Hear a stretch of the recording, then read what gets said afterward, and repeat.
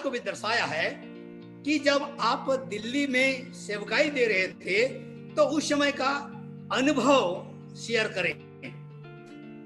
खुशी की बात है प्रियो, आज से लगभग 34 साल पहले बहुत सारे इस समय युवक ज्योतियां आप हैं, कोई कोई लोग जन्म लिए थे, जो ही दौड़ा दौड़ी करते थे, पेड़ में उछल कूद करते थे। जब मैं जाता था तो मेरे गोद में चले आते थे, कभी कभी हमारे वो कंधे पे चढ़ जाते थे। वो बच्चे लोग आज विवाह शादी कर गए, उनके बाल बच्चे हो गए, वे लोग जवान ज्योति हो गए, और बहुत सारे जो इस समय हमको स्वागत कर रहे थे और जुड़े हैं इस ऑनलाइन में। आप लोग में से बहुत सारे लोग जन्म भी नहीं लिए थे, लेकिन आज मैं देखता हूं तो कितनी बड़ी तादाद में वहां पर जवान ज्योति लोग आप लोग हैं। और जिस समय मैं गया सन 1986 में जून महीना में, तो गिनती में चंद युवक ज्योतियां थी, और उस समय हमारे इनिशियल स्टेज था। हम लोग जो वहां पर बहुत ही ग्रास रूट लेवल में काम कर रहे थे। थोड़े ही दिन पहले पेरिस का निर्माण हुआ था, और एक नए पादरी गए थे जिसका नाम पादरी प्रधान, स्वर्गीय प्रधान तिर्की साहब थे। एक साल के बाद उनको पढ़ने के लिए कहा गया, तो चले गए पुणे। तो मैं 1986 में अपना बीडी कंप्लीट करके साउथ इंडिया केरल से जब लौटा, तो 9 जून 1986 में मेरी ऑर्डिनेशन हुई, और बिल्कुल जुआ पादरी मैं था। मुझको दिल्ली का सेवकाई के लिए कलीसिया ने भेजी, और वह बहुत ही आरंभिक स्टेज में था। जब मैं बहुत सारी चीजों को बताऊंगा, मेरे पास समय नहीं होगा। प्रिय भाइयों बहनों, ऐसे समय में दिल्ली में गिनती में लगभग 25 ही परिवार, सक्रिय परिवार थे, जो कि नियमित गिरजे में शामिल होते थे, दान देते थे, संगति रखते थे। और बहुत सारे लोग इधर उधर छिटके भरे पड़े थे, लेकिन उनके पास समय नहीं मिलता था, या कि वे लोग जुड़ना नहीं चाहते थे, इसलिए मात्र पर्व त्योहार में ही वो लोग जुड़ते थे। लेकिन 25 परिवार की एक सशक्त पेरिस थी, और उस समय मैं वहां सेवकाई दे रहा था। और वहां की सेवकाई को जब मैं सोचता हूं आज के तारीख में, तो मैं यही अनुभव करता हूं, जहां पर भी परमेश्वर के सेवक सेवकाई के क्रम में अपने आंसू बहाया, अपने खून पसीना बहाया,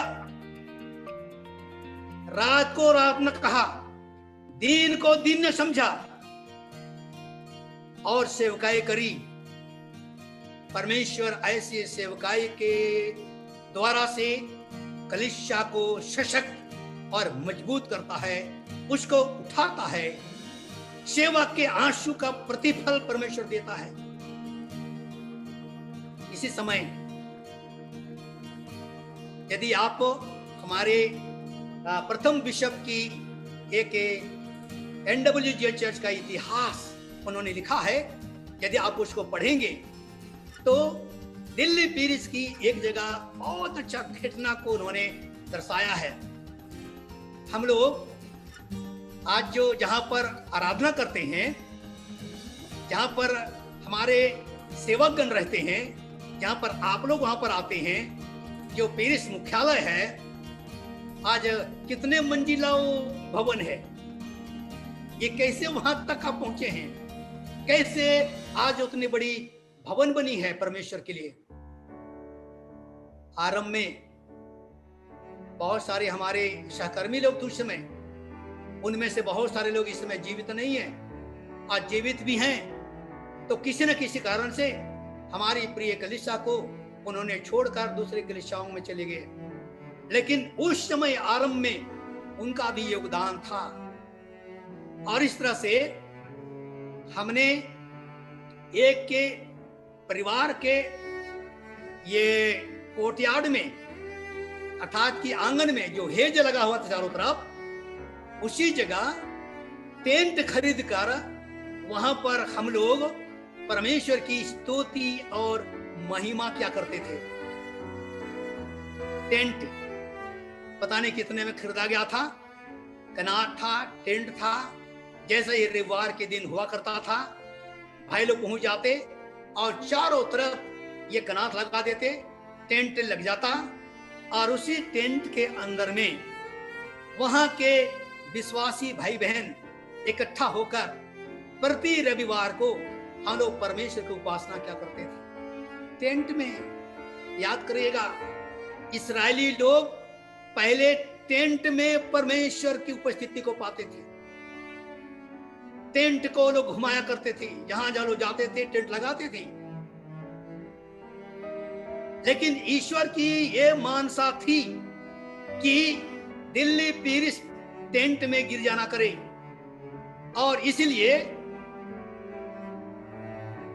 एक दिन अर्थात कि एक रविवार को उसी टेंट में पवित्र सैक्रामेंट का आयोजन हो रहा था।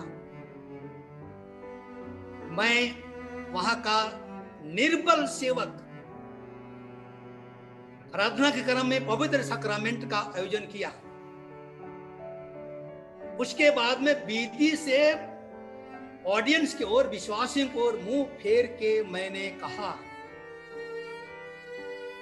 आइए देखिए और चाखिए कि परमेश्वर कितना भला है। आइए, सब कुछ तैयार है। इतना बोला ना बोला, किधर से इतनी प्रचंड आंधी आई। प्रिय विश्वासी भाई बहन, दिल्ली के सब जवान ज्योति बेटे बेटियां भाई बहन, आज को सुनिए, आज किधर से प्रचंड आंधी आई। उसके बाद में मैंने हाथ में कटोरा लिया था, रोटी ली थी। सबको ओ आंधी एक तो पहली बार का रोटी को उड़ाया, दाखरस के कटोरे को गिराया, टेंट को उड़ा के दूसरी तरफ ले गया, कनात को किधर ने किधर उड़ा के ले गया। मैं बहुत गंभीर होकर, इतनी अद्भुत जो ईश्वर का देह और लहू को सक्रमण करने के बाद जब अपने विश्वासियों को देने की बात थी, कोई लेने नहीं सका। और इसी समय प्रचंड आंधी आई, तूफान आया और रोटी को बिखेर दिया, उड़ा दिया, दाखरस को गिरा दिया, टेंट को उड़ा दिया। मैं मुंह के बल गिरकर फूट फूट के रोने लगा और कहने लगा, हे परमेश्वर, तेरी क्या इच्छा है, तेरी क्या योजना है, क्या प्रयोजन है। आज यहां पर तेरे पवित्र देह और लहू को पैरों तले रौंदा जा रहा है। वो गिर गया और मैं अपने विश्वासियों को पवित्र आत्मा में होकर मैंने संबोधन किया। आप जितने प्यारे मसीह भाई बहन लोग अच्छे अच्छे घरों में रहते हैं, फ्लैट में रहते हैं, अच्छे क्वार्टर में रहते हैं, और प्रभु के लिए आज टेंट में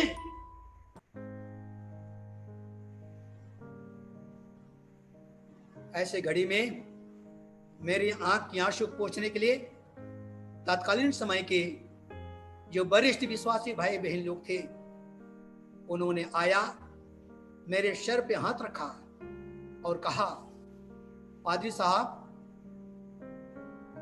ये जो कुछ भी आपने कहा, इस मंडली को जगाने के लिए, इस मंडली को उठाने के लिए, इस मंडली की वास्तविकता को बताने के लिए जो कुछ भी कहा, आप अपनी तरफ से नहीं बोला है। इसको आत्मा ने आपको बोलने के लिए अगुवाई किया, और इसलिए आप दुखी मत होइए, आज आंसू मत बहाइए। ये हम लोगों को ईश्वर कुछ करने के लिए कह रहा है। और इस तरह से वही घटना जो है दिल्ली पेरिस के लिए टर्निंग पॉइंट था, दिल्ली पेरिस के लिए टर्निंग पॉइंट था। और उसी दिन कुछ भाई लोग स्कूटर में दो दो व्यक्ति सवार होकर हमने जगह जगह भ्रमण किया ताकि हम लोगों को कोई व्यवस्था हो सके। और लगभग 10-11 बजे से हमने भ्रमण आरंभ किया और शाम तक में ईश्वर का अद्भुत प्रबंध था कि हम लोगों को कुछ व्यवस्था हो सकी। तो इस तरह का अनुभव था। उस समय जवान युवती बहुत कम थे, उस समय जवान युवती थे नहीं, छोटे छोटे बच्चे थे।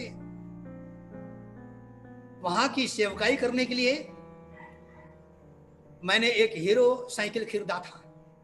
हीरो साइकिल, अपने साइज का छोटा सा हीरो साइकिल खरीदा था। जो आज जो जवान युवती लोग हैं, कुछ लोग, हमको याद आता है जब हम कहीं ये प्रभु का स्तुति करने के लिए इकट्ठे होते थे, तो वहां पर जब आराधना समाप्त होता था तो एक बच्चे लोग आकर एक बोलते थे, नाम नहीं लेता हूं, आपको शर्मिंदा होगा, शर्मिंदगी लगेगा इसलिए नहीं लेता हूं नाम, लेकिन वे लोग कितना प्यारे लोग थे, कितने वो लोग मासूम थे। अपने पादरी अंकल को बहुत प्रेम से लोग बोलते थे, पादरी अंकल 1 मिनट के लिए साइकिल देंगे। फिर जब उनको बोलूंगा हमको और कहीं जाना है इसलिए अभी नहीं दे सकता, तब तक वो लोग पहले से शायद वो लोग मतलब मीटिंग कर चुका होता है या कर चुके होते थे कि मैं जाके बोलूंगा अगर नहीं देंगे तो तुम जाना। उसके बाद में दूसरा बच्चा आएगा, बोलेगा पादरी अंकल 1 मिनट में साइकिल देंगे, क्योंकि वो लुभावना साइकिल था, बहुत अच्छा साइकिल था, कोई भी बच्चा उस समय देखता था तो चलाने के लिए चाहता था। तो उस समय जो है वे प्यारे बच्चे हमको बहुत तंग करते थे और बोलते थे कि पादरी अंकल हमें 1 सेकंड के लिए साइकिल देंगे। तो मुझको लगता था कि उसी साइकिल से और कहीं भ्रमण करने जाना है, कहाँ कांटा डूब जाएगा, कांटी डूब जाएगा तो साइकिल पंचर हो जाएगा, मैं कैसे जाऊं। तो आज की तारीख में सोचता हूं तो उस समय अगर वो लोग बच्चे लोग बोल रहे थे, मुझको उस समय समझ होती है तो बोलता ले जा जा चलाना, लेकिन उस समय हमको कुछ दूसरा ही ध्यान था तो बच्चों को मैं प्रोवाइड नहीं कर सका। उसके लिए आज मैं माफी चाहता हूं। आज आप जितने जो वहाँ के बच्चे लोग हो, आप आ जाना तो उनके लिए हम साइकिल व्यवस्था कर देंगे, आपको चला सकते हैं। दूसरी चीज, उस दिल्ली पेरिस की प्रगति और उन्नति के लिए कि पेरिस आगे बढ़े, पेरिस आत्मिक रूप से सशक्त हो, सब बातों में आगे बढ़े। जब मैं वहां पर सेवकाई दे रहा था तो साकेत से करीब करीब लगभग 3 किलोमीटर या 2.5 किलोमीटर दूर, जहां पर हमारे कोई मसीह भाई बहन नहीं रहा करते थे, वहां पर मैं रह रहा था। उस समय चापाकल तो खुदाया, लेकिन उसमें पानी बहुत कम निकलता था, पानी का बड़ा अभाव था। कभी तो सरिया का जो नट बोल्ट होता था वो खुल जाएगा। और देखा कि जब न नहाने के लिए पानी है, न पीने के लिए पानी व्यवस्था हो रहा है, और ना तो स्नान करने के लिए पानी व्यवस्था हो रहा है, तो मैं एक ब्लैडर खरीदा, बड़ा ब्लैडर, और वही हीरो साइकिल के कैरियर में पानी भर करके साकेत से मैं उतना दूर ले जाता था ताकि वहां पर उस पानी से अपना भोजन बनाऊं, कपड़ा धोऊं और स्नान करूं। कितना भयानक ये जीवन था। लेकिन चूंकि मुझ में प्रभु यीशु मसीह के सेवकाई के प्रति एक पागलपन थी, एक जोश था, एक जुआ पुरोहित था। चाहे आंधी आए, चाहे संकट आए, चाहे क्लेश आए, चाहे विपत्ति आए, चाहे क्राइसिस आए, हमें सेवा करनी है। और इस तरह से कुछ प्यारे परिवार थे जो बहुत बढ़िया परिवार थे। उन्होंने मेरी दुर्दशा को देखा, मेरी जो समस्या का सामना करने को देखा, और उन्होंने कहा, पादरी साहब आप यहीं नहाइए, यहीं कपड़ा धोइए, यहीं रहिए, उसके बाद में जहां जाना है आप सेवकाई के लिए जाइए। कभी कभी मैं सोचता हूँ कुछ ऐसे परिवार भी रहे हैं जिनके इस तरह के सहयोग देने से युवा मंडली का विकास हुआ। समझिए उस समय एक ही बस चला करता था या चला करती थी और उस बस में दूर दूर से लोग जो है वहां पर आया करते थे। तो ये तो वहां का सेवकाई का कुछ ही लम्हों को, कुछ ही घटनाओं को बता रहा हूं। एक बार की घटना है, मैं जमुना को उस पार सेवकाई के लिए गया था। हमारे एक दो परिवार वहां रहा करते थे। जब वहां पर अपना प्रेयर मीटिंग खत्म किया लगभग 9-10 बजे, वहां से आपका इंटर स्टेट बस टर्मिनल पहुंचा।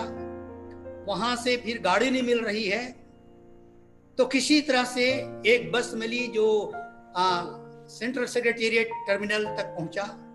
उसके बाद में वहां से ऑटो पकड़ा, फिर अपना जहां रहना था वहां पहुंचा। तब तक के लिए काफी देर हो चुकी थी, बहुत रात हो चुकी थी। मैं छत के ऊपर चढ़ा गया। एक टूटी हुई खाट थी, उस खाट में मैं किसी तरह से रात बिताने की कोशिश किया। जब चेहरे को कोई कीटाणु डसता है तो अपने शर्ट को ऊपर उठाकर ढकने की कोशिश करता हूं। तो जो हिस्सा जो है कमीज से बाहर चला जाता है शरीर का, तो वहां पर डसता है, कभी पैर को डसता है। ऐसा होते होते सारी रात में बहुत मुश्किल से रात बिताया। जब सुबह हुआ तो मेरे चेहरे सूज गए।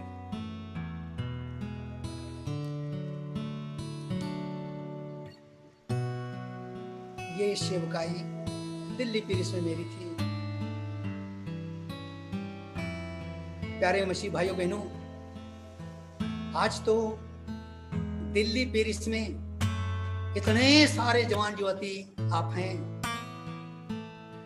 काश कि आज के सेवक लोग और वहां के युवा संगठन के पदाधिकारी लोग, जिन पुरोहितों ने वहां पर कठिन मेहनत करी, सेवा दी और आज वहां पर इतनी बड़ी पेरिस बन गए, परिवार वहां बन गए। आज देख रहे हैं भलसुआ में जवान युवती लोग गीत गा रहे हैं, आया नगर में गीत गा रहे हैं। कहां कहां से इतने सारे जवान युवती मिल के गीत गा रहे हैं। देख के अंदर अंदर बहुत खुश हो रहा था, मैं पर धन्यवाद दे रहा था। हे ईश्वर, तूने जहां पर एक छोटा सा पौधा डाला था, लगाया था, वह कितना फैल गया, बढ़ गया। बहुत खुशी होती है। मेरी आपसे गुजारिश है, आपसे मेरी प्रार्थना है कि आप युवा संघ को अधिक सशक्त बनाएं। मैं यही कहना चाहूंगा कि इस समय के युवक युवतियां आप ना भटकें, क्योंकि परमेश्वर के आंगनों में एक दिन कहीं 1000 दिन से अच्छा है बोलता है। बहुत अच्छा वचन बोलता है। एक जगह अंतिम वचन बोल के मैं अंत करूंगा। वचन संहिता 84 उसके 10वें वचन में कहता है, तेरे आंगनों में का एक दिन कहीं और के 1000 दिन से उत्तम है। अर्थात कि मैं जवान ज्योतियों को ये प्रेरणा और सुझाव देना चाहता हूं कि आप परमेश्वर के भवन में अर्थात कि गिरजा के संगति में आप जरूर शामिल हों और उसमें शामिल होकर के अपने कलीसिया के प्रति और कलीसिया को आगे बढ़ाने के लिए आप हमेशा तैयार रहें। यही मेरी शुभकामना है, यही मेरी आप लोगों के लिए आशीर्वाद है, ताकि आप सब लोग ऐसा करके अपने दिल्ली पेरिस को और अधिक सशक्त और मजबूत बनाएं और दिन प्रतिदिन उन्नति करते जाएं। मेरी ओर से बहुत बहुत शुभकामना। प्रभु अपने छोटे वचन से और कुछ अनुभवों को शेयर करने के द्वारा से आप सबों को बहुत आशीष देवे। आमीन। धन्यवाद।